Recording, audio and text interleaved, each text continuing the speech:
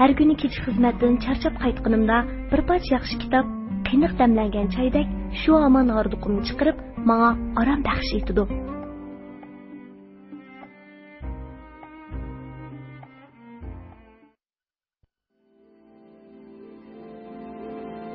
Anglayotganlar Merkezi Halk Radyo Stansiyasining Beijingdan berayotgan programmasi.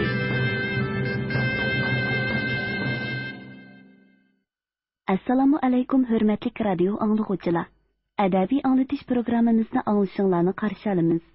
Bugungi programmamizda yozuvchi Abaydulla Ibrohimning Xinjiang xalq nashriyati tarafidan nashr qilingan Dog' nomli tarixiy romanining davomini anglatamiz.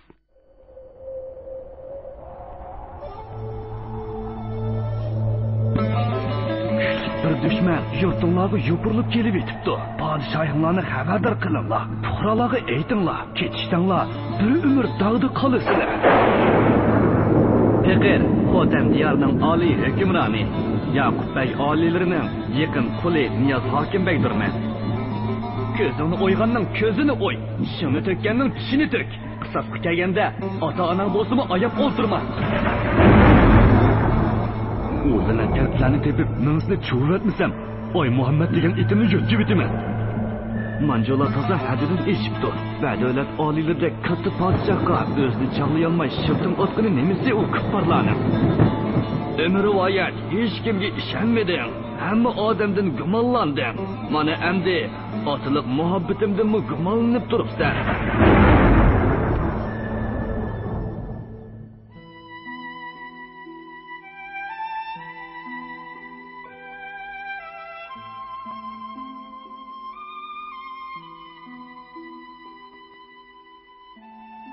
Obdala tinjib qolgan bu yurtqa yana bir o'qitishning nima keragi? O'zi ham hokim bey, ham amir lashkar bo'lsa nima bo'pti? Bir qancha haftaga so'zilgan qatlanchilikdan qo'lini bo'shatgan Niyoz Hokimbek İlyas Mirzani xuddi o'lgan lashkarlarning jasadlarini oxiratga uzatgandek chiroyliqcha yo'lga selib etishning amali ustida bosh qotirishga boshladi. Uni boshqalarning qo'li bilan o'jiqtirib etish kerakmi? Yo'q. Bundaq chora Yaqub Beyning gumonini qo'zg'ab qo'yishi turganli gap. Bira gumonli qishqa xufiyani da'vat qilib, ondan gunohini gadniga qo'yib, Yaqub Beyga arz qilsamchi. Yo'q. Bumi aqlani chora emas. Qag'ining ko'zini cho'qigan nadi bor. U cho'ng gunoh qilgan taqdirdami, Yaqub Bey uni kechirib o'talaydi. Olmadis chandirib qo'ysam, udul dar oldiga bormoqdan o'zga amal yo'q. Niyoz Hokimbek atrofliq boshqa turib, oxiri İlyas Mirzaning ojizligini tutib olish niyatiga keldi. 2-3 quloq kastini sherib shayton orqali qo'lga keltirib, ularga muhim ishdan birini topildi. Bu kunlarda İlyas Mirza Hokimbekning iltifoti bilan Xolmon Pansatning egisiz qolgan hashamatli qo'rusida turib-o'tdi. Bu qo'ru garchi o'rda sepilining ichida bo'lsa-mu, lekin u bu qo'ruga mushukdan qo'rqqan chashqandek bekinib elib, atidan kechgacha talog'i chiqmaydi. Nagili qaramasin, ko'ziga qon ichida yotgan Xolmon Pansat ko'rinadi. Qo'rqqanga qo'sh ko'rinibdi degandek, jamoat bilan billa o'qiladigan juma, peshin namozlarini cho'rtil tarik etgan edi. Darvaqa, sherib shayton challida ot choptiradigan heliqi quloq kastlar bilan birlashgan soatdan boshlab İlyas Mirza uy ichidami tinch yotolmaydigan bo'ldi. Kechalari ko'zi uyquga barabarmayla kimlardir uy o'gisida sharqildatib qilich bilashga boshlaydi. Qilichini qilichga urib jirong-jirong shapi chiqaradi. Buni o'zlab ba'zi kechalari divininkidek uzun oyoqlar to'nglikdan sangilab tushadi. Dam bilan mizbut tiralgan ishik qanotlarimi helili o'rilib ketadigandek taraqlab ketadi. Bunda qalita ovozlar yurak qibidan chiqib ketay deb qolgan İlyas Mirzani toki tong otqucha kirpik qoqtirmaydi. Hayron qolarlik yeri shuki, İlyas Mirzaning ishigini boqadigan ikki qorovul bu g'alitilikning gapi chiqsila beshini chayqab, "Biz undaq ishni ko'rmadik, ham anglamadik" deb qasam ichadi. Qo'rqib, gelidan g'izo o'tmas bo'lib qolgan İlyas Mirza bu parakandichilikni oxiri jin shayotullardan ko'rdi-da, bir qancha perxun baxshlarni toptirib kelib, to'g'u qon qilib peri o'ynatdi. Biroq Perxun depining ovozi o'chgan hamon heliqi g'alitiliklar yana boshlandi. Dal peri o'ynayotgan kechisi ko'zlaridan qon temib, og'zidan o't chechilib turadigan. Bo'yi to'risqa taqishqudek bir egiz maxluq uning yotgan yeriga kelib, birdan o'ri turgandan keyin qo'yindak bir pirqirabla ko'zdan g'oyib bo'ldi. İlyas Mirza bundaq sarasimi ichida yashayverishdan zerikdi. Toqati chekiga yetdi. Oxir bu hilg'u bir oddiy qo'roja ekan. Oltin o'rda bo'lsa-mu voz kechiman. Jannat bo'lsa-mu xotin degan bu yana ikkinchi ko'zim ko'misin. degan yerga keldida udul divon tarafga yo'l oldi. Niyaz Sekinbek yaqindan beri o'zini to'limu parishon va titit bo'layotgandek, mijazi qudangshib tuyuqsiz boshqa bir odamga aylanib qolgandek his qilishga boshladi. Buning sababi nima? Nima uchun o'zida hech qachon ko'rilmagan bundoq alomatlar yuz berdi? Chatoq jismimdimi yo ruhimdimi? U ko'nglining jimi bulung puchqoqlarini oqtirib chiqdi. Bo'ronliq osmondek mononlashib turgan xotirasini fikr chirig'i bilan yo'ritib, har bir qurg'a inchkilab sap soldi. Gumonliq yip uchlarini aql yinglisining ko'zidan bir-birlab o'tkazdi. Bu xil ruhiy holatning sababiga aniq bir nima deb ta'bir berolmadi-yu, lekin dushmansiz, nizosiz yashashdan iborat mazasiz turmush hayotining butkul xushalliq va xotirjamligini bir-birlab o'g'irlab ketayotganini sezib qoldi. Durust. Hayoti bo'ronliq dengizdek notinch o'tgan Niyaz Sekinbek kimgadir o'ri ko'lab, kimningdir o'risidan hazar aylab, kimningdir halokatini kutib, ta mushu yoshgacha yashab keldi. Qancha ko'p, qancha xatarlik dushmanga duch kelgan seri turmushini shuncha ma'nilik va ko'ngillik his qildi.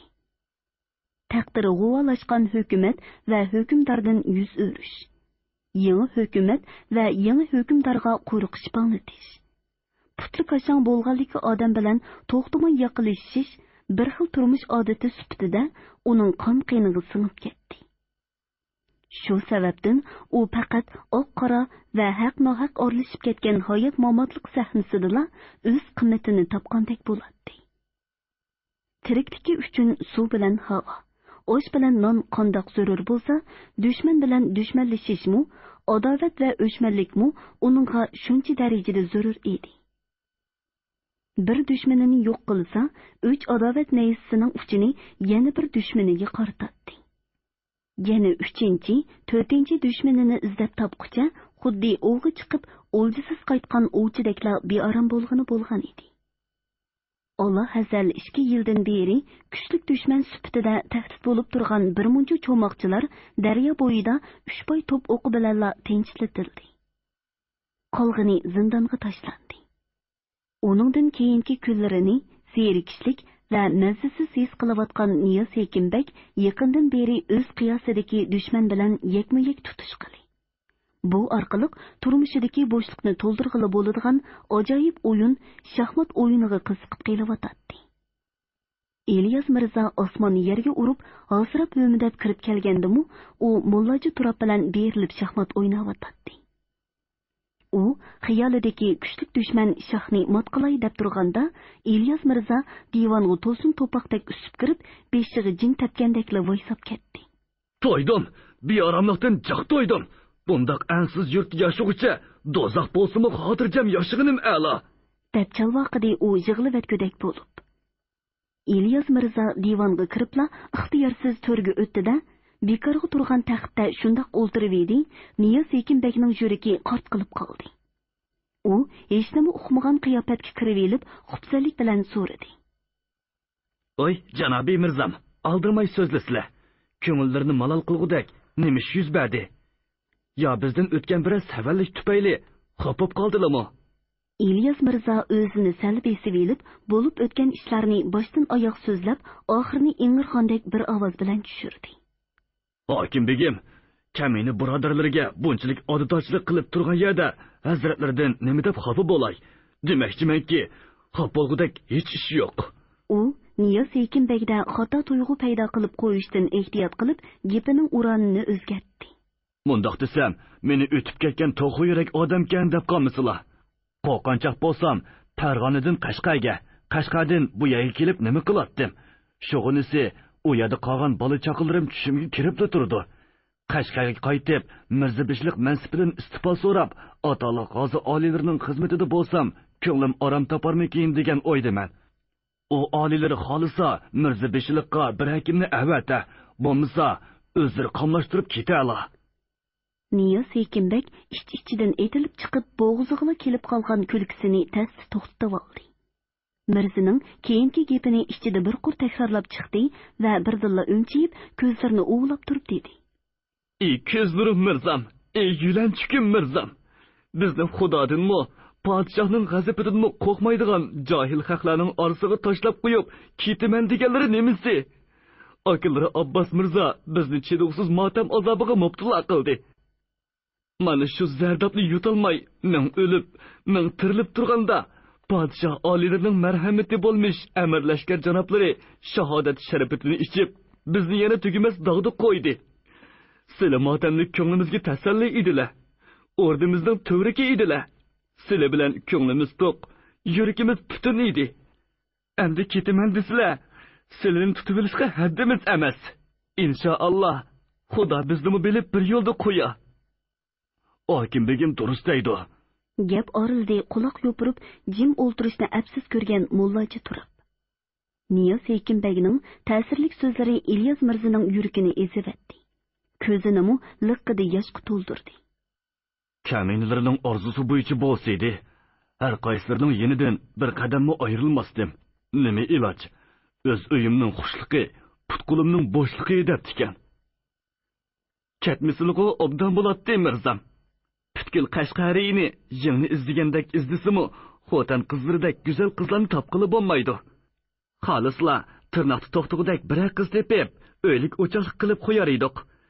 Agarchanda ketaman desizlar, izzatlarni qilib uzitib qo'yarmiz.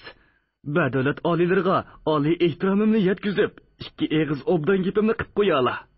Devidi Ilyos Mirzining ko'zlaridan bo'rondek yosh ketdi. U xuddi oxirgi vasiyatini aytayotgan sekratdagi odamdek titrak ovozda dedi.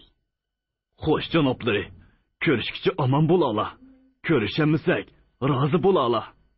Suhbatdan 2 kun keyin Niyoz Sekinbek chalma kesak qilib o'ltirib etilgan 2 qat gul oyimning dardida to'li yig'lab saron bo'lib qolgan Karim qo'lni zindondan ochiqib Oy Muhammadga qo'shdi. Bo'yinlariga taqoq silib, taqoqqa muhrlik pechet chapladi. Ularni 10 necha lashkarning oldiga silib, mansibidan istiqo bergan Ilyos Mirzining qo'liga topshirdi. Va o'z ixtiyori bilan ko'zdan g'oyib bo'layotgan bu mirziga 5 qaychirliq molni yo'lliq tutdi. Kunlar o'tdi. Oyga ulashdi. O'lganlar o'ldi, ketganlar ketdi. Bu ishlar o'z riti bilan tamomlanib, yangi ishlar boshlanguncha qahrdan qish ketib, atiyozni boshlab keldi. Uzunga so'zilgan bo'ronliq atiyozmi o'tib, dostixni keng yoz mavsumiga o'rin berdi. Niyoz Sekinbek ishchan choshqandek qish bo'yi tinim topmadi. Necha ming tutqun puhrani qorong'u tog' olviniga haydadi. Har juma kuni namozdan keyin Yoqubbekka avatiladigan 9-9lik tartuqdan o'zga yana 10 uloqliq sovg'i salom yo'llab, uning tashakkuriga noil bo'ldi. Xolmon Pansatning yil nazirsini nihoyat katta o'tkazib, 7 kecha kunduz duo tilovat qildirdi. Jiddiylik pasaygan, havo shishidek suzilgan bir kuni o'rda arkonlarni boshlab dog'dug'i bilan bog' saylisiga chiqdi. Niyoz Sekinbek maylini tortib, maslikini keltiradigan heliqi taxtiravonda ketib o'tadi. Uning kaynidan otliq va piyoda kelayotganlar ichida qopoqlari silingan temir xazinchi bagmi, paloqlab kelayotgan sherib shaytonmu ko'zga chiliqatdi. Xolmon Pansat o'lib, ta bugungacha bo'sh turgan amir lashkarlik o'rnini ko'zlab, lo'q go'shni ko'rgan och itdek sho'lgaylar eqiyotgan mullachi turibmi, taxtiravon oldidagi konay sunaychilar orasida so'kildab ketib boradi. U bu sayliga or nomusini qayirib qo'yib, sohib Jamol qizi Lobi bibinimi unmag'iniga unimay billa akelgan edi. Shung'utgan o'lpon tartuqlari ko'ngliga yoqqani uchun oldingi kecha o'rdida qo'ndirib qilingan Qaraqash, Keriya baglarimi Niyoz Sekinbegning iltifotidan xush bo'lib, martabasiga munosib keladigan bir yerda kashlarning tushib qilishiga qaramay yugurishmoqda edi. Rengarang alamlarni ko'tarib, sapning oldida ketayotgan hurmat yasovullari shaharning qiziq darvozasiga yaqin bir yeridagi yangi o'rda oldiga kelganda chippida to'xtashdi. Va yo'lning ikki tarafiga torilib taxtiravonga yo'l bo'shatishdi. Taxtiravonmu alamdor yasovullar to'xtagan yerga kelib to'xtadi. Taxtiravonning kichkina ro'jiki echilib, Niyaz Sekinbekning beshi ko'rindi. Aldыңlarda turg'ini yurt hokimbegi nomiga barpo qilinmish 12 o'rdining eng kattasidir. Xotan diyorida azaldan bo'lib boqmagan bu mo'jizatni qong'uchi ko'rib, ko'zinglarni munavvar qilinglar, dedi u maqtangan holda. Niyaz Sekinbekning so'zi oxirlashishi bilan tang atrofda nog'ri sunay ovozi yangradi. Taxtiravon nag'ma sadosi ichida qo'zg'alib, ikki tarafida osmon palak munorlar qad ko'targan. Turli tuman naqshlar bilan bezalgan cho'ng darvozadan kirib ketdi. Yurt kattalarimi kashlarini darvoza oldiga tashlab, masi bilan mengib taxtiravonga agashdi. Darvoza oldidan ichkarisiga qarab so'zilgan ozodi dahlizning bir uchi keng divonga tutishadi. Divon begi ustalik bilan jipsilashtirilgan gullik qish bilan qotirilgan. 3 odam egizlikidagi tomlari tuxum eqida yo'g'rilgan oq sig'izda suv olgan. Suvoq ustiga mehrobsimon gej o'ymalar tushirilgan edi. O'yma naqshlar shox yo'pirmoqlari bilan uzib elingan gulni tomga chaplab qo'ygandek tuyg'u beradi. Gul shoxlariga qo'ndirilgan bulbullar divon ichini cham keltirib sayravotgandek qiladi. Divon to'risi xotin xaritchiligining donqini oshirib turgan naqshlik tom ustiga ustalik bilan qo'ndirilgan edi. Ikki g'erich oraliq tashlab qo'yilgan lim chivin qo'nsa teyilib ketgudek silahlangan. Lim yuzi aynakdek parqiraydi. Lim jagilariga tushirilgan o'ymalar yetuk san'atning guvohchisi sifatida mangulik urilgan tamg'idek jozibali ko'rinadi. Lim oralariga sizilgan rang-barang sizmalar Visa jamiyatidan yetilgan ota-bola rassomlarning bugungi dunyodagi shuhratini namoyon qiladi. Niyaz Sekinbek va uning saylichi mansabdorlari aqlliq va ta'tir-peshona xotin ustalarining qon tari. Minglagan puhraning jabr jafosi badaliga qo'pirilgan 12 o'rdini birma-bir orlab chiqdi-da, tushga yaqin chekitlik o'rdiga yetib kelishdi. Cho'ng o'stan bo'yiga joylashgan chekitlik o'rda amalda hayvonot va o'simliklarning o'rdasi edi. O'rda beg'ining dal o'tirisida 10 yerning to'pisi 2 odam bo'yi qazib etilgan. Atrofiga tom cho'rilib, tom to'pisiga to'rik o'rintilgan. To'rikdan to'rikka tanab tortilib, tanab ustiga ipaktor yipilgan yana bir bog'mu bor edi. Nanalardan tutib kelingan yovi to'nguz, yo'lvoz, bo'ra, tulka degandek hayvonlar. Toz qoradan tortib uy qushlargacha bo'lgan uchaliq tinolig'lar bir juftdan qilib bu boqqa qo'yib etilgan edi. Qarmoqqa bu bog' Nuh alayhissalomning to'pon balosida omon qolgan kemasiga o'xshaydi. Qush qanotlarning kunlik oziqi uchun tag'ar-tag'arlab don to'kib beriladi. Necha ming puhraga bir oy oziq bo'lguchilik qo'y koli go'shtlari bu yovvoyi yirtqichlarga bir kunlikli yem bo'la oladi. Chekitlik o'rdida yana 45 kunlik tavadan qezib kelingan mevilik, mevasiz daraxtlarmi ko'klab turadi. Daraxtlar orasida serin, rayhon, ra'nodan tortib chig'i tikan yantoqqichi bo'lgan gulgiya, o't cho'plarmi tepiladi. Saylichilarga kun nurini to'sib turadigan quyuq uzum barini ostida tushlik g'izo tortildi. Va bog' masjidida peshin namozi o'qildi. Namozdan keyin barang ostida muqomchi, nag'michilarning sho'x kuylari boshlanib ketdi. Niyaz Sekinbekning naqshisiz deganlar bilan xushi bo'lmasa-mu, lekin bugun uning kayfi bo'lakchili ustun edi. Sallilik beshini larzan yangravotgan dutor pardasiga keltirib osta linishtatdi.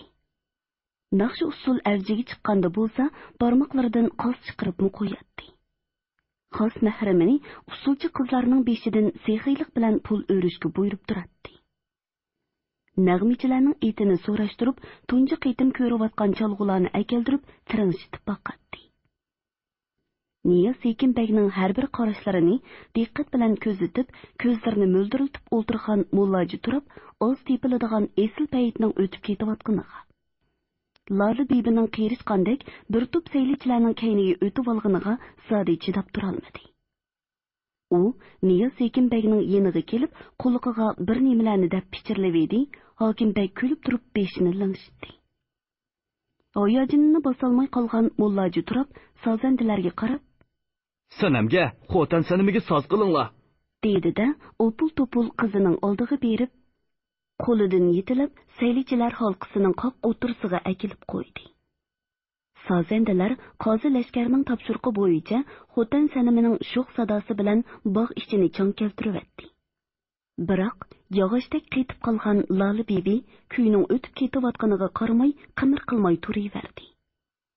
Qo'sh teshidan o'yilgan haykaldek kelishgan, sarvi qomatlik bu nozinin o'z go'zalligi bilan Niyoz Sekinbekning shahvat teshib turgan nazarini o'ziga qaratgan bo'lsa-mu, lekin uning bu beadabligi Hokimbekning kayfini uchirish darajasiga berib yetdi. Shunga Lali Bibiga jiddiylashgan qiyofatda bir nimalarni deb emo ishorat qilayotgan mullaji turabqa karomating shumidi degandek olib qo'yib nazarini yenida o'ltirgan Temur Xazinchibekka yo'tkadi. "Qozi rais janoblari, bugungi tomosha qandaqroq bo'ldi?" Temur Xazinchibek eransiz qiyofatda gap aytib javob berdi. "Menimcha, ko'ngillardagidek bo'ldi-ku deyman." Ishkaylan nemishqidir bir-birining ko'ziga tikilganicha jim bo'lib qolishdi. Bu jimliqni Temur Xazinchibek buzdi va "Hokimbegim, bu tomosha qachongacha davomlasha?" "Uzoqcha, nihoyatda uzoq zamonlargacha", deb javob berdi. Suhbat ishining ichki bisliq gapining ma'nosini bir anglab tushunib olgan Niyoz Sekinbek. Ishkaylan bir-biriga qarab ma'nilik kulib qo'yishdi. 5-qism ajal do'qmushida. Qiyat bo'g'i yedi, iyiq yedi. Garchi u temurdek qattiq bo'lsa-mu, nayzam oxir uni o'ltirdi. Shunqor qiyatni yedi. U garchi shamoldek tez bo'lsa-mu, o'qyoyim oxir uni o'ltirdi. O'g'iznoma, O'g'izxon so'zi. 44-bob Ansiz oqshom. Milodiya 1877-yili atiyaz. Kecha. Yo'ronqosh va Qorqosh daryolari orasiga mangulik langar tashlagan bu bahayvat yeshil kema kuchli bo'ron zarbasida ko'yi qop og'zidagi tanho yelkandek chayqalmoqda edi. Kema mashtisi amdili choshqon quloq bo'lgan egiz sagu teraklar xuddi shamol soqqan yekandek irg'onlaydi. O'stang ko'l bo'ylarida jalosini sug'ichilab turgan so'gat tallari shu qizlarning sumbul chechidek chirmishib, chegilib ketgan edi.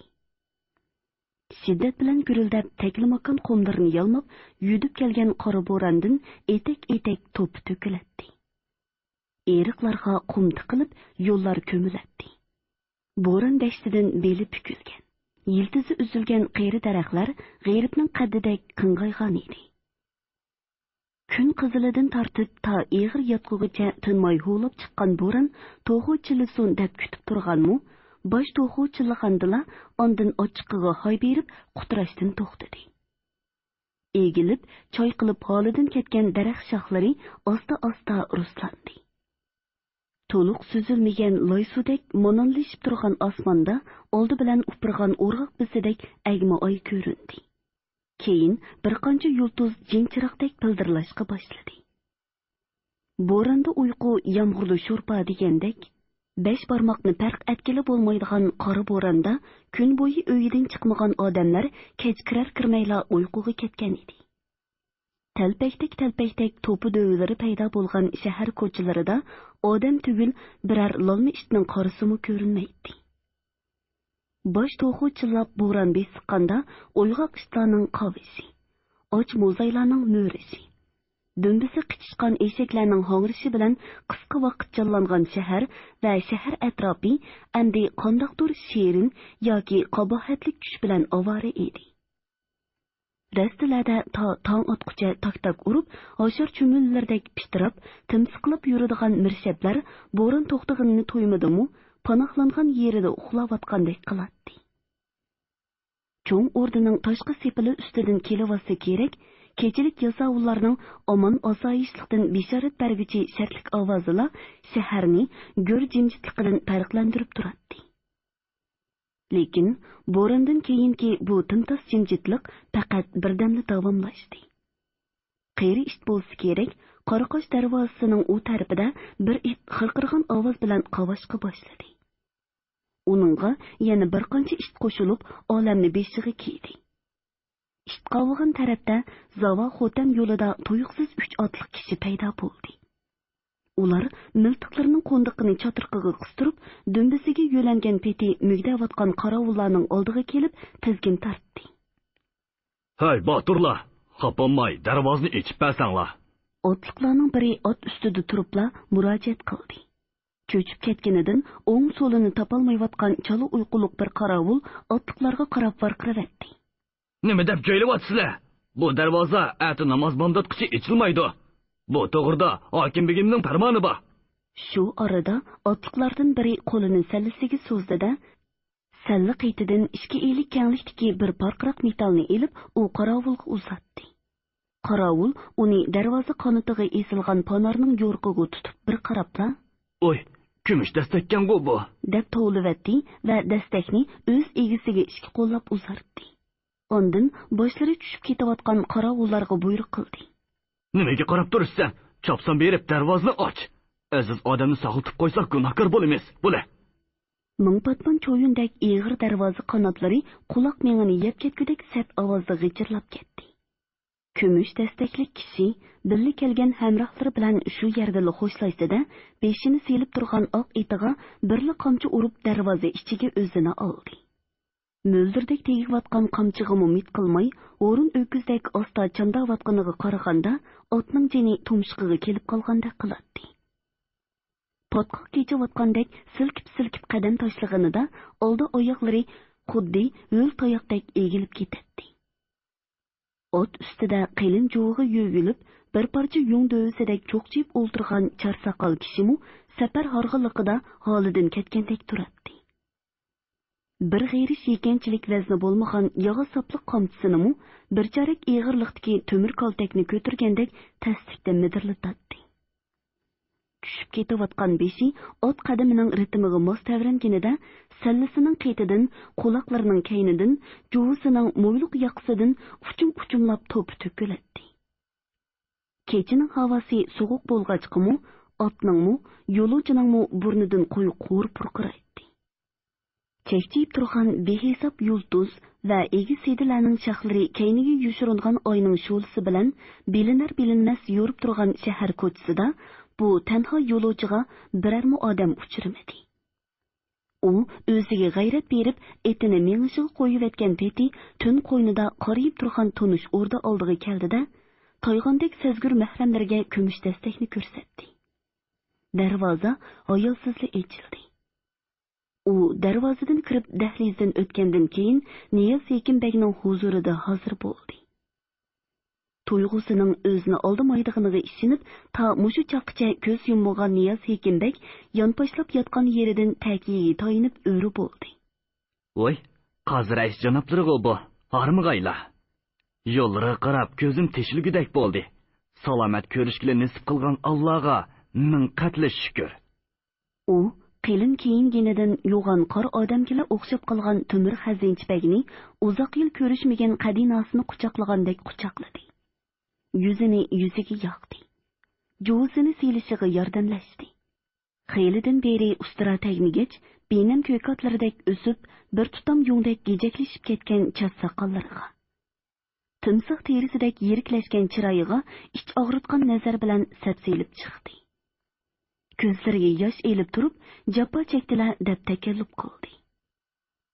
Xotan tarixiga qon bilan yozilgan oshu cho'ng qatlamdan buyon bir-birini qo'g'lashgandek tez o'tib ketgan 10 yilcha vaqt Niyoz Hekimbekning umr daftarida hisobsiz yodnoma va qaytalanmas o'zgarishlarni qoldirib ketdi. Mushaqqat va xatar bilan to'lgan yillar davomida yomishaverib, soqiliga oq kirgan Niyoz Hekimbek qirollik cho'qqisidan kun sayin pastga siyrilgan qeri chalg'a aylandimu, hukmronlik taxtini hech kimga totqizib qo'ymadi. tepkik eshakdek tepib, to'sin to'poqdek usib, taxt yeniga hech kimni yaqin yo'latmadi. Taxtga ko'z qizartib, yang ichida pichoq saqlaganlarni har amal bilan ko'zidan yiroq qildi. Niyoz Sekinbek oshu 10 yil mobaynida Yoqub Begning huzuriga har 3 yilda bir degudek salomga berib turdi. Oldingi qitimda u Yoqub Begning Ko'rla, To'qsin shaharlarini itoatga kirgizib, Turpan va Urumchi qo'yzularini al qilib Qashqarga qaytib kelganini 30 uloqliq mol dunyo bilan qutlab duosini oldi. Yoqub Begning o'g'li Bekquli Bek Urumchi va Davanjinglarda qayta bosh ko'tarishga muvaffaq bo'lgan qo'yzu boturlarini tiq siyosatdan o'tkazib, milodiya 1874-yili yil beshida Qashqarga qaytib kelganda Niyoz Sekinbek ordu bo'sog'isida oxiratdan kelgan arvoh takli paydo bo'ldi. Elib borgan sovg'atlar badaliga amir lashkarlik mansibini Mullajo Turobga elib berdida, Loli bibini nikohiga elib bir bolalik bo'libmi qoldi. Oldingi yili qarz chaptirib berish bahonasi bilan qoqti so'qti qilinganiga toqat qilolmagan chiriliklar arz sunganda Yoqub Beg Niyoz Sekinbegni maxsus o'daychi orqali Qashqarga chaqirdi. U yana kun hunarini ishqa selib, mol dunyoning kuchi bilan o'tkaldan o'tib oldi. Bu safarda u to'pchi cheriklarga boshchilik qilayotgan Qudalay va Mahram beshi bo'lib qolgan Ho'shirbek bilan Uxbiyani uchrashib, o'zini hayajonlantirgudek yangi ma'lumotlarni qo'lga tushirdi.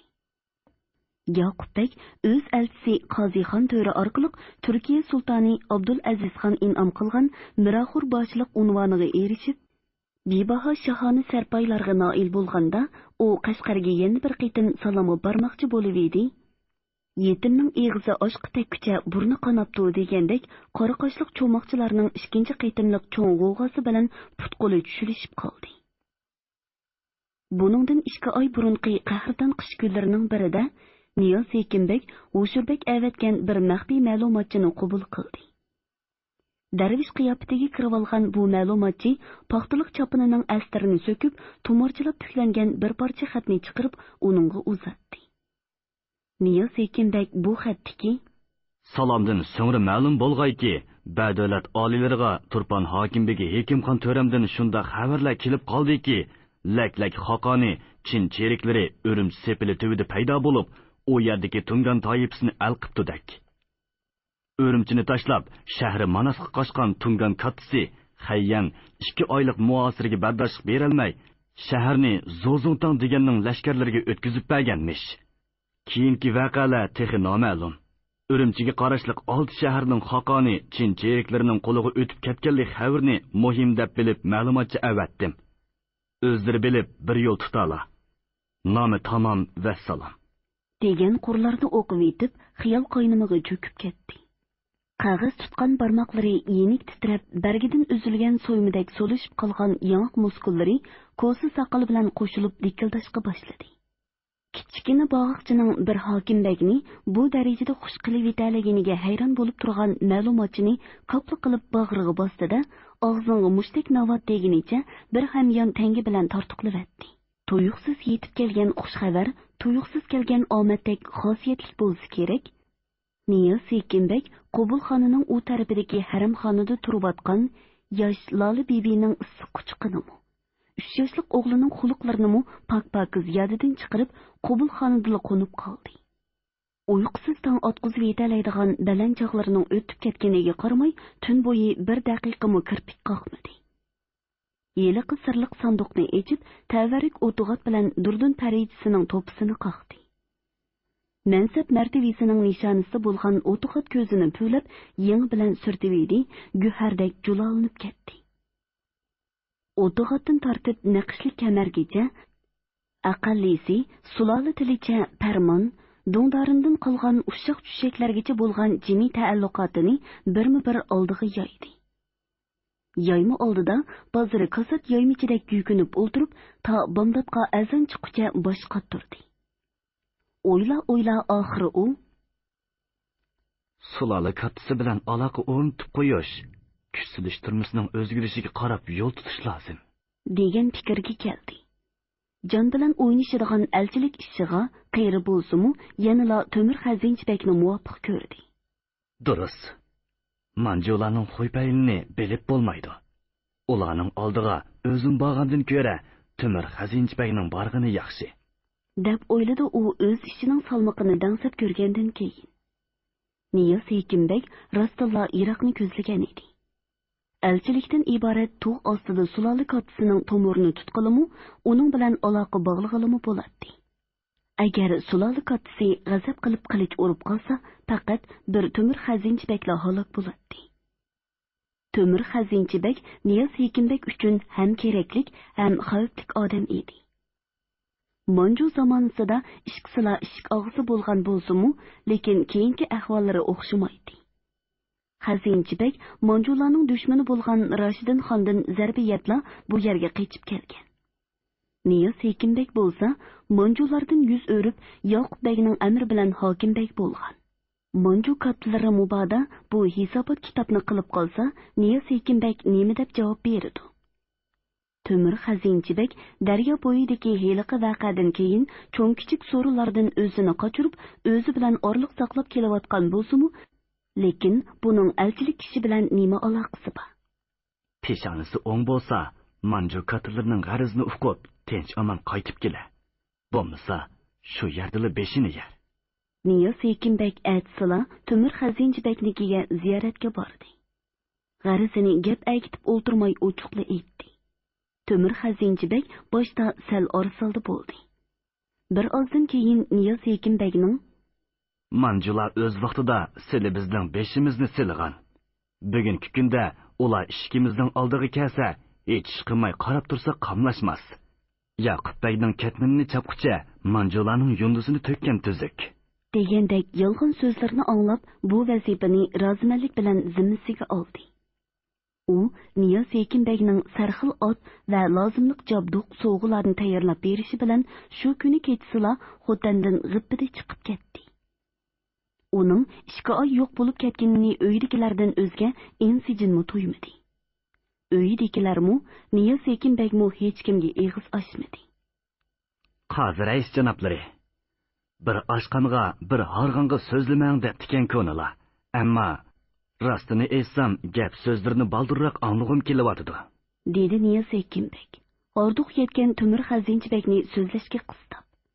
Temur Xazinchibek hokimbekning biror piyola choymi keltirmaganiga ichida xafa bo'lib tursa-mu, lekin eg'iz aytishga majbur bo'ldi. U gapni nadan boshlay begim? Safardanmi yo Manjulardanmi? deb so'ravedi. Niyaz Hekimbek uning ta'addisini tushunib qoldi bo'lg'ay, ishchi boqar mahramni choy keltirishga buyurib etib, olmon-talmon javob berdi. Hurmatli radio anglag'uvchilar, yozuvchi Abaydulla Ibrohimning Xinjiang xalq nashriyati tarafidan nashr qilingan Dog' nomli tarixiy romanini bugun mush yergacha anglatdik.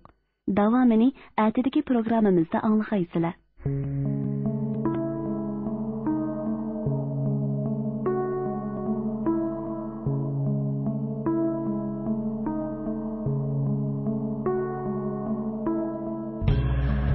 Mahram, labbay begim. Avu quduqning ichiga 30 zambil to'p tashla. Andin og'zini etib, yelamsab qo'y. Xo'sh begim. U janoblari ilgirki zamonlarda Yakan degan yerda ishq og'zi bo'lgan. Farg'onliklar kelganda Yoqub beg bilan birga Yakanni, xotanni fatih qilib, 10 necha yildan beri yurt so'rayotdi. Assalomu alaykum olilari. Qimmatli qullarga musharraf bo'lib, beshi osmonga taqashgan kamini qullari muborak tallariga sog'lik tilayman. Alloh umrlarini uzun, dunyolarini ziyoda qilgan.